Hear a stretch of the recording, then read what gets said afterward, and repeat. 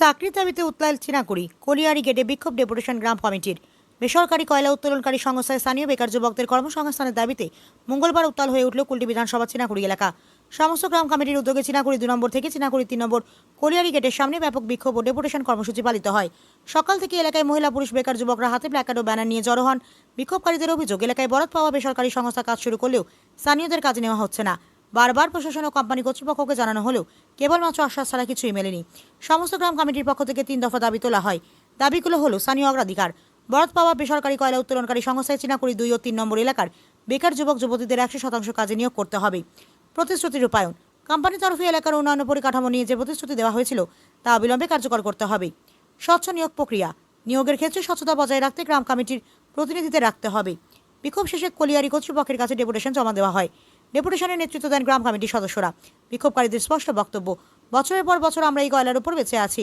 Company এলে লাভ হবে বাইরের লোকের, আর আমাদের ছেলেরা বেকার থাকবে, তা হবে না। তারা আরও বলেন, কর্তৃপক্ষ যদি অবিলম্বে আমাদের দাবি না মানে তাহলে আগামী দিনে আমরা বৃহত্তর আন্দোলনে নামব। প্রয়োজনে কলিয়ারি গেটে অবস্থান বিক্ষোভ করা হবে। এলাকার বাসিন্দাদের মতে কুলটি বরাকর শিল্পাঞ্চলে বেকারত্ব বাড়ছে। নতুন করে কয়লা তোলার কাজ শুরু হলেও যদি স্থানীয়দের সুযোগ না দেওয়া হয় তাহলে সামাজিক অস্থিরতা বাড়বে বলেই আশঙ্কা তাদের। এই বিষয়ে কলিয়ারি কর্তৃপক্ষের তরফে এখনো কোনো প্রতিক্রিয়া মেলেনি। Management, hi. All the Gam committee, Jindabad. All the Gam committee, Jindabad. All the Gam committee, Jindabad. বেকার সমস্যা অনেক রয়েছে।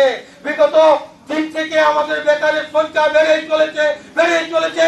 আপনারা জানেন, প্রশাসন থেকে শুরু করে সবাইকে আমি বলবো যে প্রশাসন যারা রয়েছেন এখানে আজকে তাদের দায়িত্বতে, আপনারা জানেন যে ভারতে বিগত বছর যে আমাদের গর্ব, এটা আমাদের অহংকার। এই অহংকার নিয়ে সারা ভারতবর্ষ যে ভারতবর্ষে আদর্শ ব্যবস্থা চলছে। বললাম একটু আগে যে কোভিডকালে একমাত্র সবদিকে লকডাউন, কিন্তু কলিয়ারি লকডাউন হয়নি। কারণ কলিয়ারি লকডাউন হয়ে গেলে অচল হয়ে গেল সারা ভারতবর্ষ। তাই ভারতবর্ষে এই কয়লা আমাদের সোনার রূপ দিয়েছে। তাই আমরা আশা দিয়ে থাকি যে কয়লা মানে হচ্ছে সোনা। সেই সোনাকে উত্তোলন করতে যে কোম্পানি, আমরা ছেলে কোথা করবো? আমাদের এলাকার উন্নয়ন নেই, আমাদের এলাকার পানীয় জলের ব্যবস্থাটা আপনাকে করতে হবে, লাইটের ব্যবস্থাটা আপনাকে করতে হবে।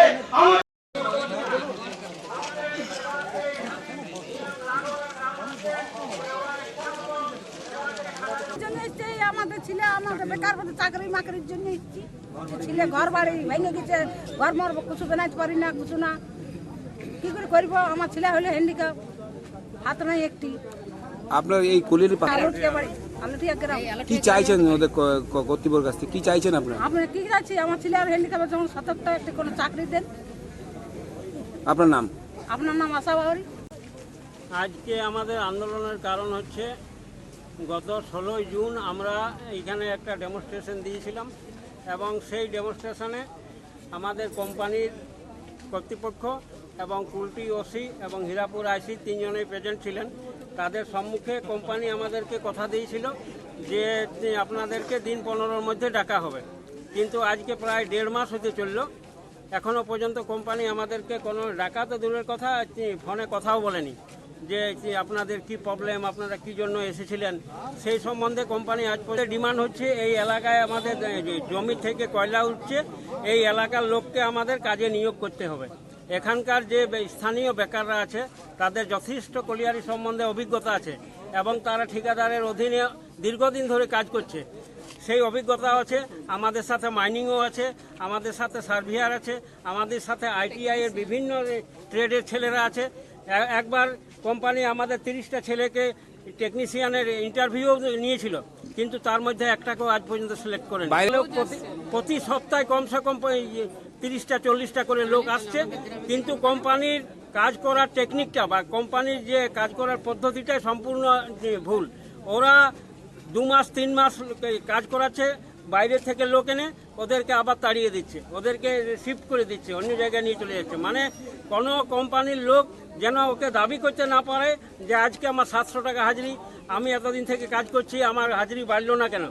এই দাবি যাতে কোম্পানির লোকেরা কোম্পানির কাছে না করতে পারে, সেই জন্য ওরা ওই 2 মাস 3 মাস 5 মাস 6 মাসের জন্য লোক আনে আর এখান থেকে না। ওই কারণে যে আমাদের লোক নিলে ওরা সরাতে পারবে না।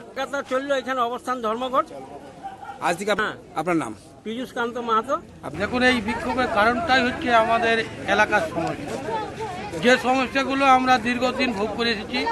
যে এই এলাকার 1 নম্বর, 2 নম্বর এবং 3 নম্বর যে কলিয়ারি রয়েছে, আমরা ছোট থেকে মানুষ হয়েছি এখানে কয়লার ধুলোবালি খেয়ে। এখন আমরা দেখছি যে কয়লা ইসিএলটা বন্ধ হয়ে গেছে বহু বছর আগে। তারপর সরকার আমাদের এই কলিয়ারিটাকে দিয়ে দিয়েছে 3 নম্বর আর 1 নম্বর বেসরকারি করেছে। বেসরকারি আন্ডারে। এখন বেসরকারি লোকরা এসেছে, এখানে চালাচ্ছে, উত্তোলন হয়েছে, অলরেডি প্রোডাকশন শুরু হয়ে গেছে। এবার দেখা যাচ্ছে যে এই এলাকায় যখন ও প্রোডাকশন শুরু করবে, তো এই এলাকার মানুষদের চিন্তা মাথায় রাখতেই হবে। আমরা এর আগে টানা 2 বছর ধরে আমরা এই আন্দোলনটা করছি, ওদের সঙ্গে কথা বলার চেষ্টা করছি, তারা শুধু আমাদেরকে অ্যাভয়েড করেই যাচ্ছে, টালবাহানা করে যাচ্ছে। আমরা শুধু নাম করুণাময় বাউরি, আপনি এই কমিটির কি? আমি কমিটির সহ সম্পাদক।